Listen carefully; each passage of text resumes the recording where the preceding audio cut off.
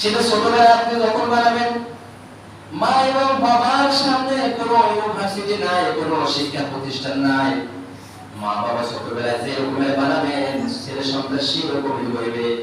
বলবেন যে বাবা মিথ্যা কথা বলা যায় না, মিথ্যা কথা বললে এরকমের শাস্তি হয়। আমাদের এমন একটা সময় আছে মালিকের কাছে ফিরে যেতে হবে, সেখানে এই কথাগুলো হিসাব দিতে হবে। চুরি করতে হয় না, পচা কথা বলতে হয় না, এই রকমের পোশাক পরিধান করতে হয় না, সব কিছু মা বাবা শিখে দিতে হয়।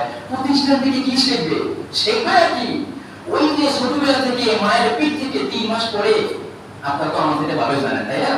তারপর কোরআন হাদিস আলোকে তাফসীরে আল্লাহ বলছে 3 মাস পরে ওই যে সন্তান মায়ের পিঠে বসে নামাজ শুরু করে, তখনই মাকে বড় করা শুরু করে। মা কি বলে? আমাদের মা বাংলা কথায়, বাংলা ভাষায় কথা বলে, আমরা তো ইংরেজিতে কথা বলতে পারি না ভাই। আমরা এমএ পাস করছি কিন্তু অনবরত এই বাংলায় কথা বলি, ইংলিশে এখন পারো না, সামটাইম অল্প কিছু পারি। কারণ আমার মা হলো বাংলায় কথা বলে, এই কথাটা মায়ের পেটে বসে আমি স্মরণ করছি। এজন্য প্রিয় ভাই শোনেন, এক এক শুক্রবার চাইতেছি আপনাদেরকে এক একটা মেসেজ দেবো, এক একটা সাবজেক্ট দিয়ে।